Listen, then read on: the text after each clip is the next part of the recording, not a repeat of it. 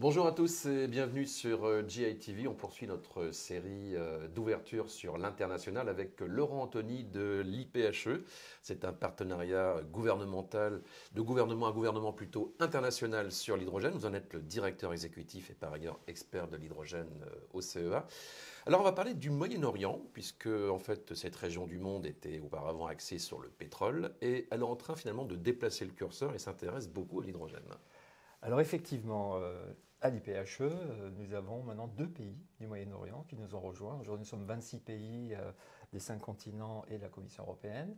Il y a 3 ans, les Émirats arabes unis ont rejoint l'IPHE et en novembre dernier, nous avons eu la venue de l'Arabie saoudite. Et nous sommes en discussion avec encore d'autres pays du Moyen-Orient. Donc effectivement, le nouveau pétrole au Moyen-Orient peut s'appeler l'hydrogène.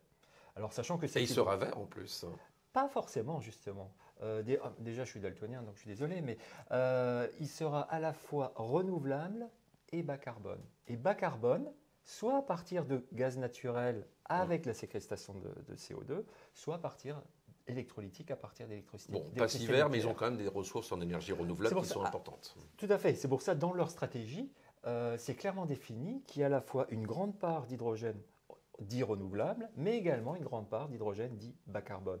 Et sachant que ça permet de concilier et qu'ils ont à la fois dans les deux pays, pour rester sur les Émirats et sur l'Arabie saoudite, des entreprises qui vont focaliser sur l'hydrogène renouvelable, par exemple Masdar aux Émirats, Neom en Arabie saoudite, mais aussi sur l'hydrogène bas carbone, comme ADNOC aux Émirats et Saudi Aramco aux Émirats, en Arabie saoudite. Donc vous voyez, ils jouent sur les deux, sachant que ce qui est important pour eux, c'est le fait que ce soit décarboné. Alors bien sûr, à l'export, l'hydrogène renouvelable sera favorisé, puisque c'est aujourd'hui la principale demande d'importation, notamment de l'Europe.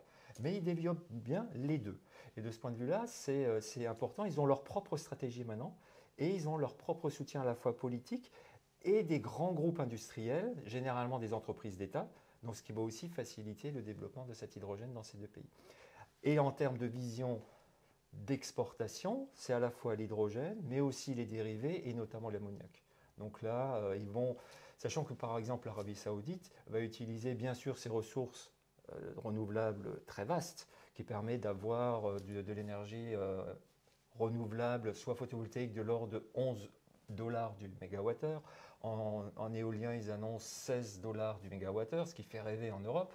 Pour produire cet hydrogène et cet ammoniac, ils disposent déjà de grands terminaux maritimes. Donc en fait, ils sont bien armés pour cette compétition. Exactement, l'infrastructure est déjà bien en place. Et en fait, ils vont transformer petit à petit une part de ce qui était utilisé pour le pétrole à exporter l'ammoniac et l'hydrogène vers les pays importateurs avec en ligne de mire l'Europe, mais aussi l'Asie. Et c'est là que ça sera un sujet intéressant de discuter de la position européenne, puisqu'en fait, ils regardent des deux côtés.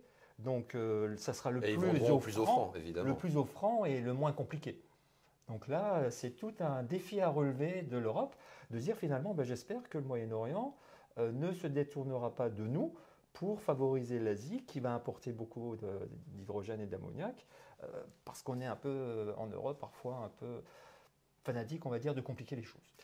Alors ces pays du Golfe commencent aussi à accueillir des conférences sur le climat. Bon, ça peut intriguer, mais c'est une réalité aussi. Et le fait est qu'ils investissent beaucoup justement dans les projets liés à l'hydrogène. Oui, alors je voudrais citer un exemple qui est aussi pas seulement exportation d'hydrogène. Ça va aussi commencer à exporter des semi-produits ou des produits. Et là, je voudrais citer le pilote avec M-Steel, qui est donc le producteur d'acier aux Émirats, qui a réalisé un projet pilote avec une première production d'acier à partir d'hydrogène renouvelable, donc qui est fourni par Masdar.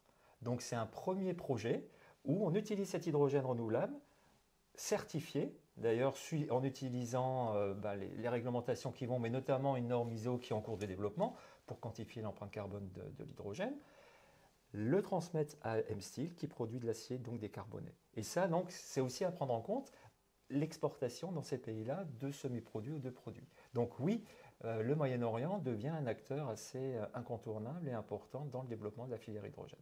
Merci pour cet éclairage sur le Moyen-Orient où l'hydrogène devient le nouveau pétrole. C'était Laurent Anthony de l'IPHE. À bientôt sur GITV.